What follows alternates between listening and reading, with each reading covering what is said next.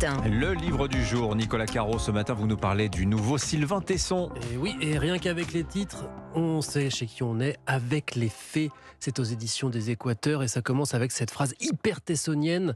L'été commençait quand je partis chercher les fées sur la côte atlantique. Bon, il nous prévient d'emblée, je ne crois pas à leur existence, aucune fille libellule ne volait en tutu au-dessus des fontaines, le monde s'est vidé de ses présences. Mais alors, il y a des fées ou non dans ce livre? Oh oui, mais on ne les voit que grâce à une certaine disposition du regard, une façon d'attraper le monde. C'est un reflet du soleil sur la mer, dit Tesson, le froissement du vent dans les feuilles d'un hêtre.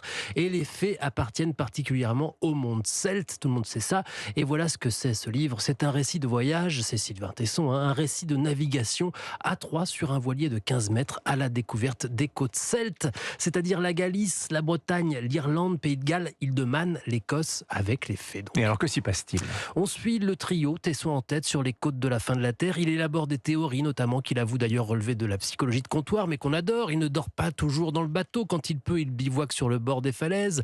Et justement, il invente la théorie du promontoire, par exemple. Le promontoire recèle 3 trésors, la promesse, la mémoire, la présence. Donc quand on se tient au bout d'un cap à l'ouest, la promesse, c'est ce qui pourrait surgir. La mémoire, ce qui se tient dans le dos. Et la présence, c'est être campé sur ces falaises. Et donc les peuples des promontoires, Galice, Bretagne, Irlande, Calédonie, se campent devant le large de toute la puissance de leur mémoire. Rivés à l'histoire, ils projettent le regard à l'horizon. Pour ça, magnifique. c'est pour les moments un peu métaphysiques de Sylvain Tesson, mais il y a les aspects techniques et matériels, à mon avis, trop sous-estimés par les lecteurs de Tesson en général. Ce n'est pas que de la poésie ou des considérations sur le monde, c'est parfois aussi la manière d'étarquer une voile, de mouiller l'encre, etc. Et puis bien sûr, Arthur passera par là.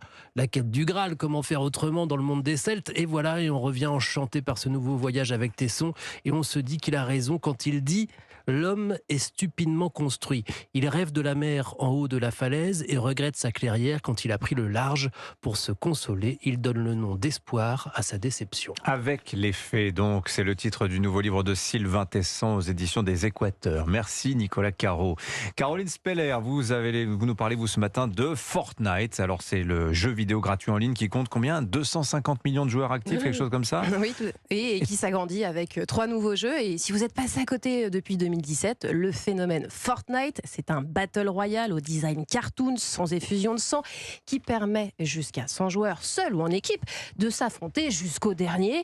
Et bien qu'il soit gratuit, il génère des millions de dollars par mois grâce, attention, aux microtransactions. On peut acheter des armes, des apparences pour notre avatar, mais aussi des danses qui sont reproduites par nos enfants, ou par le footballeur Antoine Griezmann quand il célébrait ses buts durant la Coupe du Monde 2018. Ouais, et ça fait 6 ans que ça dure quand même, ce succès.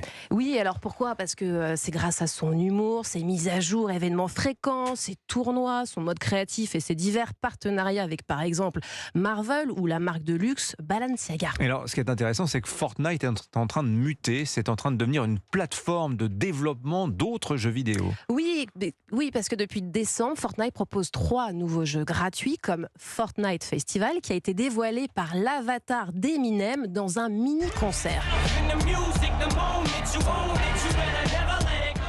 Et dans ce jeu musical, on choisit un instrument allant de la guitare à la batterie et on reproduit la partition en rythme comme Guitar Hero. Une sélection de morceaux est gratuite, sinon, attention, il faut payer 5 € par chanson. C'est bien pour les enfants, Fortnite. Je crois que c'est déconseillé aux moins de 12 ans quand même. Hein, oui. C'est déconseillé aux moins de 12 ans, mais justement, les 2 autres nouveaux jeux, ils s'ouvrent maintenant à un plus jeune public. Si en tant que parent, vous avez résisté à Fortnite, vous allez peut-être dire oui aux jeux de course automobile déjanté Rocket Racing. Ou craquer pour Lego Fortnite. On y incarne notre petit Lego dans un monde fait de briques avec 7 autres joueurs. On construit, on explore pour trouver des ressources et on affronte les dangers loufoques de l'univers Lego. Mais pour ces jeux, attention, il faut passer par la plateforme Fortnite. Vous pouvez alors créer un compte enfant pour bloquer les achats dans la boutique et les jeux déconseillés pour l'âge de vos enfants. Voilà, comment renouveler l'intérêt de son public 6 ans après? Ben voilà, la formule, vous développez des jeux autour de du même moteur physique, si je puis dire. Voilà, c'est le nouveau Fortnite. Merci beaucoup Caroline Speller de nous en avoir parlé. Merci Nicolas, merci Vincent. À demain. Merci les amis. Dans un instant, l'édito politique d'Alexis Brézet. On va parler